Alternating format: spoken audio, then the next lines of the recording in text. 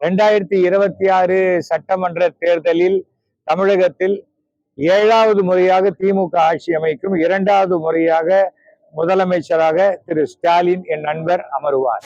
கோவிலுக்கு நேர்ந்து விட்ட மாதிரி பலி கொடுத்துக்கினே போறாரே தவிர இவர் எப்படி வாழ வைப்பாருன்னு எனக்கு தெரியல. 2ஆம் தேதிக்குள்ள இந்தியால குறைஞ்சபட்சம் 10 ரூபா பெட்ரோல் விலை ஏத்துவாங்க, 50 ரூபா கேஸ் விலை ஏத்துறாங்களா இல்லையா பாருங்க. அவையாங்க பிரச்சாரத்துக்கு வரணும். அவரு அங்க நின்ன இடத்தையே அப்படியே அவர் எல்லார் வீட்லயும் தான் விஜய் இருக்காங்களே. ஆனா அந்த விஜய்க்கெல்லாம் 18 வயசு ஆகல, அதான் பிரச்சனை. பூஸ்டர் சுகரை கண்ட்ரோல் பண்ணும், உங்க ஆரோக்கியத்தை மீட்டு தரும். சர்க்கரையை கட்டுப்படுத்துறதுக்கான எளிமையான வழிமுறை, இயற்கையான வழிமுறை அனைத்து மருந்து கடைகளிலும் கிடைக்கும். அருமை நண்பர் சேகருடைய கிரகப்பிரவேசத்துக்கு வந்தேன். வீட்டினுடைய கிரகப்பிரவேசம், முதல் பெண்ணுடைய கல்யாணத்துக்கு வந்தேன். இப்போ இன்னைக்கும் தேர்தல் பிரச்சாரம் கொஞ்சம் ஆரம்பிக்கிறதுக்கு லேட் ஆகுறதுனால இன்னைக்கு கொஞ்சம் கேப் கிடைச்சிது. அதனால இன்னைக்கு வந்துட்டு இப்ப மணமக்களை ஆசீர்வாதம் பண்ணிட்டு போகணும்னு. இந்த சமயத்துல நான் எல்லாருக்கும் சொல்லிக்கிறது என்னன்னா, கல்யாணம் பண்ணிக்கிறோம், உடனே ஒரு வாரத்திலேயே சண்டை போடுறோம், அந்த மாதிரி எல்லாம் இருக்கக்கூடாது. அது வெற்றிகரமான திருமணம் கிடையாது.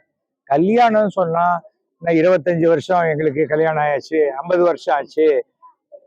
புருஷன் பொண்டாட்டிக்குள்ள சின்ன சின்ன கருத்து வேற்றுமைகள் வரத்தான் செய்யும். ஆனால் விட்டு கொடுத்து போவதுதான் சிறந்த வாழ்க்கை. எனக்கு 1979 கல்யாணம் ஆச்சு. இப்ப ஆச்சு 45 வருஷம் ஆகி 46 வருஷம். ஒரே குடும்பம், ஒரே மனைவி, சந்தோஷமா இருக்கேன். எல்லாமே சிலது ஒண்ணு இருந்தாதான் நல்லா இருக்கும். அதுக்கு மேல போகும்போது பிரச்சனைகள். அதுவும் பொது வாழ்க்கையில இருக்கிறவங்க தன்னுடைய படிப்பை எல்லாம் விட ஒழுக்கத்தை அதிகமாக பார்த்து கொள்ள வேண்டும். அப்பதான் அது ஒரு சிறப்பான வாழ்க்கையாக இருக்கும். என்னைக்குமே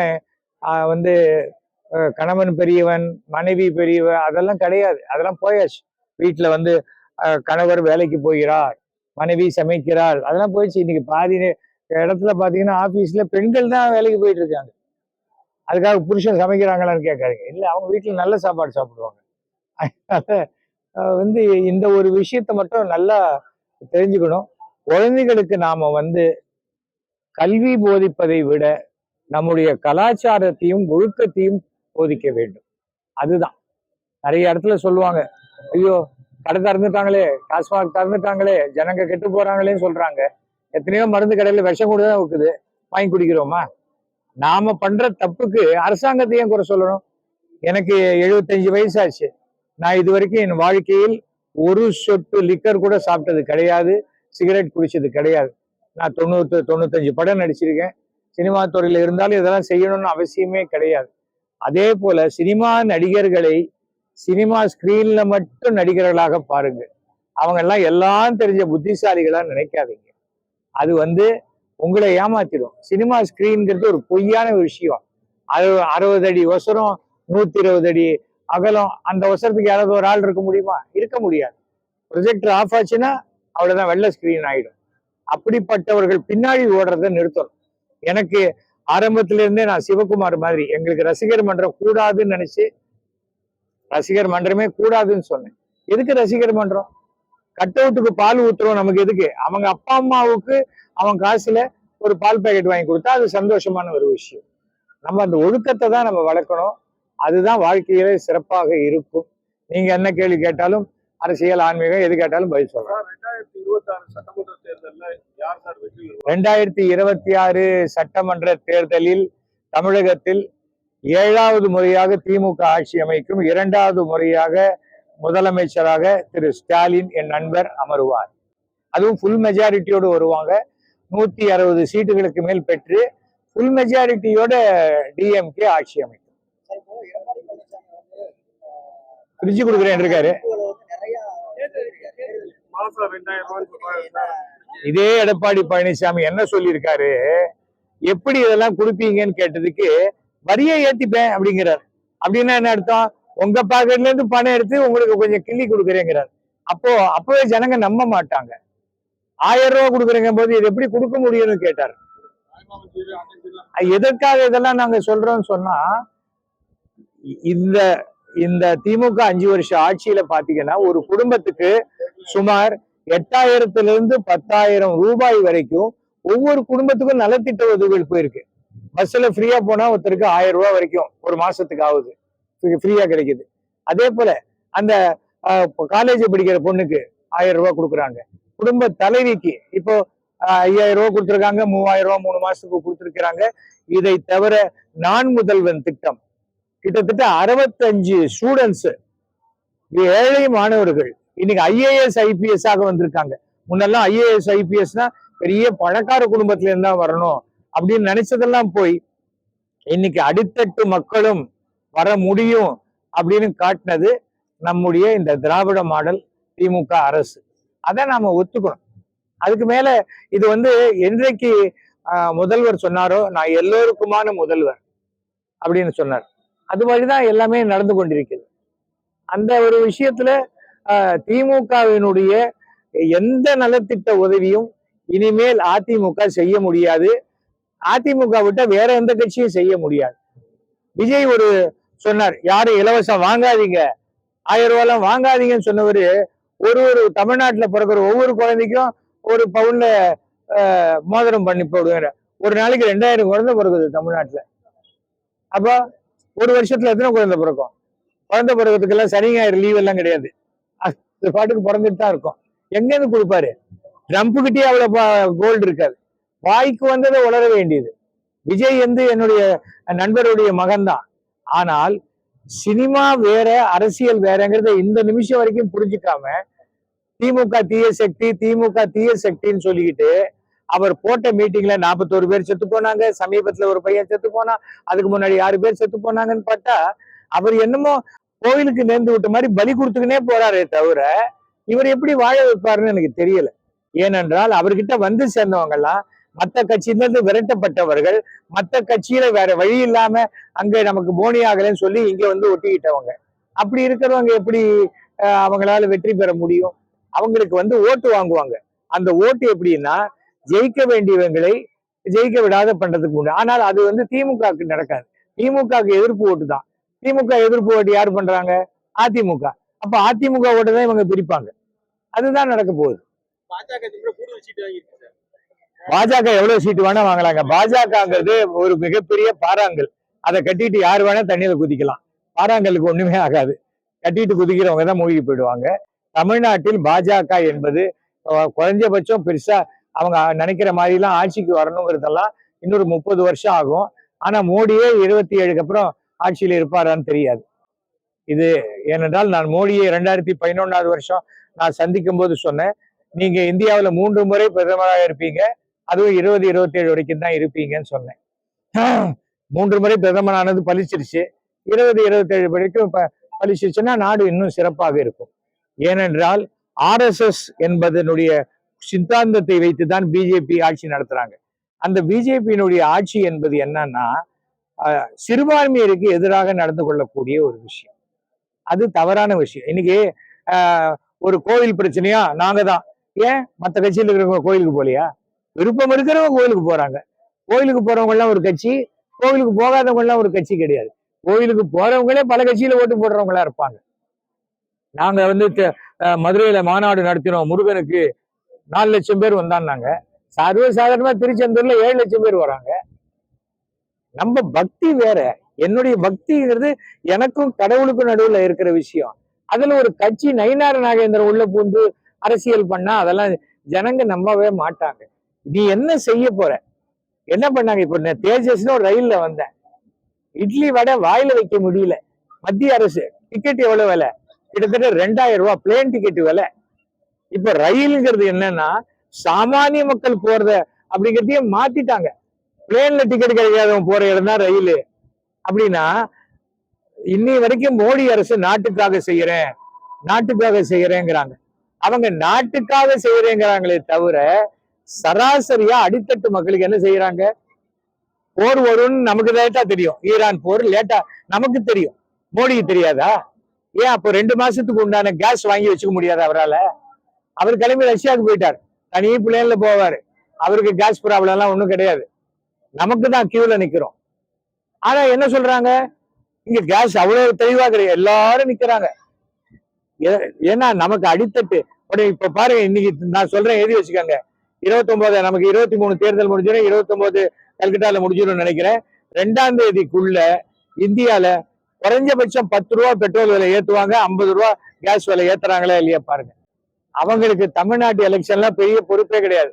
அவங்களுக்கு மத்திய அரசு நடத்தக்கூடிய அந்த தேர்தல் தான். ஆனா மீண்டும் மத்திய அரசில் பாஜக ஆட்சிக்கு வருவது ரொம்ப கஷ்டமான ஒரு ஒரு விஷயம். அவ்வளவுதான். அதுதான் நம்ம சொல்ல முடியும். தனிப்பட்ட முறையில யாரையும் எதையும் சொல்லக்கூடியது இல்லை.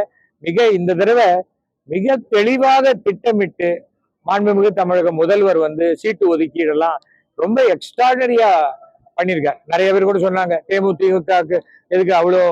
ஆனால் தேமுதிக என்ற கட்சி இன்றைக்கும் ஒவ்வொரு தொகுதியிலையும் 2000 5000 ஓட்டுகள் பெறக்கூடிய வலிமையில் உள்ள கட்சி.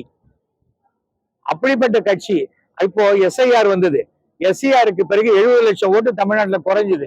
அப்படி பார்த்தாலும் அந்த ஓட்டுல மிக குறைச்சலான ஓட்டுகள் குறைஞ்சது திமுக கட்சியில மட்டும். ஏன்னா அவங்க ஒரு வருஷத்துக்கு முன்னாடியே பிளான் பண்ணி இதை எப்படி டீல் பண்ணணும் அப்படின்னு அவங்க பண்ணினாங்க. அதனால குறைஞ்சது. இப்போ வெற்றி தோல்வியே பாத்தீங்கன்னா 1000 ஓட்டு 2000 ஓட்டு 1500 ஓட்டு வரும்போது அந்த இடத்துல எல்லாம் தேமுதிகவுடைய பங்கும் விடுதலை சிறுத்தைகளுடைய பங்கும் மிக அதிகமாக இருக்கும். இதுதான் அந்த கால்குலேஷன். ஆனா இதை வந்து தீய சக்தி அதெல்லாம் சொல்றவங்களுக்கு அதை விட்டா வேற வார்த்தை தெரியல. அவ்வளவு. தாவேகா தலைவர் வந்து இதுவரையில வெளியில அவ்வப்போதுதான் வராரு. இப்ப தேர்தல் பிரச்சாரம் தாவேகா தலைவர் அப்படிலாம் இல்லையே. இப்ப வளகாப்புக்கு போயிருக்காரு பாம்பேக்கு. அவர் எவ்வளவு வேலையெல்லாம் பண்றாரு. அவரு அவையாங்க பிரச்சாரத்துக்கு வரணும். அவரு அங்க நின்ன இடத்தையே அப்படியே அவர் எல்லார் வீட்லயும் தான் விஜய் இருக்காங்களே. ஆனா அந்த விஜய்க்கெல்லாம் 18 வயசு ஆகல. அதான் பிரச்சனை. ஓட்டு இல்ல. அதாவது உளறதுல உச்சகட்டமான உளறல். அதாவது அரசியலே தெரியாமல் வெறும் சினிமால எழுதி கொடுத்த வசனத்தையே பேசிக்கிட்டு ஸ்டேஜ்ல வந்து இறஞ்சி கத்துறது போறது. அந்த அப்படியே சினிமால கை தட்டுவாங்க. தாய்மார்களே ஓட்டு போடுங்க, தாய்மார்களே எங்களை ஆதரிங்கன்னு ஏன் சொல்றாங்க அத்தனை கட்சியும்? தாய்மார்களுக்கு இருக்கிற பொறுப்புணர்ச்சி அவங்க காசுல படிக்கிற குழந்தைங்களுக்கு கிடையாது. எந்த வீட்டுல அப்பா அம்மா காசுல பொறுப்பு இல்லாத சுத்துறாங்களோ அந்த பசங்க தான் இந்த தாவேகால உறுப்பினரா இருக்காங்க. இதுதான் அவங்களுக்கு விஷயமே தெரியாது. எத்தனை மாவட்டம் இருக்குன்னு சொல்லுங்க, எத்தனை நலத்திட்ட உதவி பண்ணிருக்குன்னு சொல்லுங்க, என்ன பண்ணுவாங்கன்னு சொல்லுங்க. இல்ல அவரு நல்லா பண்ணுவார், என்ன பண்ணுவாரு, சூப்பரா பண்ணுவாருங்க. இப்படியே சொல்லிட்டு இருந்தா என்ன பிரயோஜனம்? நாமளும் யாரும் சிந்திச்சு பார்த்து ஓட்டு போடுங்க. கலைஞர் எனக்கு தெரிந்த வரைக்கும் நான் கலைஞரோட 50 ஆண்டுகளாக பழகினவன். ஸ்டாலின் அவர்களோட 40 ஆண்டுகளுக்கு மேல பழகினேன். ஜெயலலிதா அவர்களோட 92 இருந்து பழகினவன். மோடி அவர்களோட 2012 இருந்து பழகினேன். நான் ரொம்ப அளவுக்கு அதிகமான நேர்மையா இருந்ததுனால்தான் என்ன எந்த கட்சியிலையும் வச்சுக்கல, வெளில அமைச்சிட்டாங்க. அதனால்தான் இனிமே எனக்கு எந்த கட்சியும் வேண்டாம் அப்படின்னா நான் திமுகல சேர்ந்துட்டேன் நிறைய பேர் நினைக்கிறாங்க. இல்ல, நான் திமுகவுக்கு ஆதரவாளர். மாண்புமிகு தமிழக முதலமைச்சருக்கு மனதுக்கு நெருக்கமான ஒரு நண்பனாக இருக்கிறேன். இது எனக்கு வாழ்க்கையில பெருமையாக இருக்கும். நீங்க மயிலாப்பூர்ல நிக்க போறீங்களான்னா நான் எங்க வீட்டு வாசல் நின்னாலே மயிலாப்பூர்ல நிக்கிறது தான். ஏன்னா என் வீடே மயிலாப்பூர்ல தான் இருக்கு. நான் எதுக்கு மயிலாப்பூர்ல நிக்கணும்? ஏற்கனவே கட்சிக்கு உழைச்சவங்க எத்தனையோ பேர் இருக்காங்க, அவங்க நிக்கட்டும். அவங்களுக்கு நான் போய் பிரச்சாரம் பண்றேன். எனக்கு தமிழகம் முழுவதும் திமுகவுக்காக இந்த தடவை நான் பிரச்சாரம் பண்ணி நான் திமுக வெற்றி பெறுவதற்கு ராமருக்கு அணில் உதவின மாதிரி என்னுடைய உதவி இருக்கும். இந்த இடத்துல பாருங்க, எனக்கு எக்ஸ்ட்ரா சீட்டு கொடு, எனக்கு எக்ஸ்ட்ரா சீட்டு கொடுன்னு கேட்டாங்க. ஆனா கமலஹாசன் வேண்டாம், எனக்கு என்னால உங்களுக்கு சிரமம் வேணாம், அதான் பெருந்தன்மை, அரசியல் நாகரிகம். இந்த 2 சீட்னால என்ன வந்துட போகுது அப்படின்னு அவர் நினைச்சாரு. வேல்முருகன் பாருங்க, அதே சமயத்துல ஒரே ஒரு சீட்டு வாங்கிக்கிட்டு கமிட்டிலெல்லாம் சேர்மனாக இருந்தவர் சவால் விடுறார். இதுக்கே 2 வாரம் முன்னாடி அசம்பிளியில அப்படி வாயில ரத்த வர மாதிரி புகழ்ந்து பேசுறாரு முதலமைச்சர். அவருக்கு 2வது சீட்டு இல்லைன்னு மறுபடியும் வாயில ரத்தம் வர மாதிரி கெட்ட வார்த்தையில தேவையில்லாத அசிங்கமா பேசுறாரு. எதுக்கு? அப்போ அந்த நம்முடைய வேல்முருகனுக்கு அவ்வளவு பெரிய மக்கள் சக்தி இருந்தா அவரே பண்ருட்டில சுயேட்சையா நின்னு ஜெயிக்கட்டுமே. அவருடைய சாதனை என்ன? டோல்கேட் அடிச்சு உடைச்சதுதான். வேற என்ன சாதனை? அவர் எங்க இருந்து வந்தார்? பாமகல இருந்து வந்தார். ராமதாஸ் ஐயா கிட்ட இருந்தானே வந்தாரு. ராமதாஸ் அவர்களுக்கும் அவர் மகனுக்கும் சண்டை இருக்கு. ஆனா வன்னியர்களாக இருப்பவர்கள் யாருமே தந்தையை அவமதியாறு செய்யும் மகனை மதிக்க மாட்டார்கள். யாருமே எந்த ஜாதி அந்த ஜாதி இல்லை, எந்த ஜாதியிலுமே அப்பாவையே ஒரு மகன் எதிர்க்கும், ஒரு அப்பாவினால தானே மகனை வெளியில வர்றாரு, அவரே எதிர்க்கிறதுங்கிறது எனக்கு தெரிந்த வரைக்கும் கோர்ட் ஆர்டர் படி மாம்பழம் இந்த தேர்தலில் முடக்கப்படும். அவங்களும் ஒருவேளை தாமரை சின்னத்தில் நிக்கலாம், மறுபடியும் பாறாங்கல்ல கட்டிட்டு தான் நிக்க போறாங்க.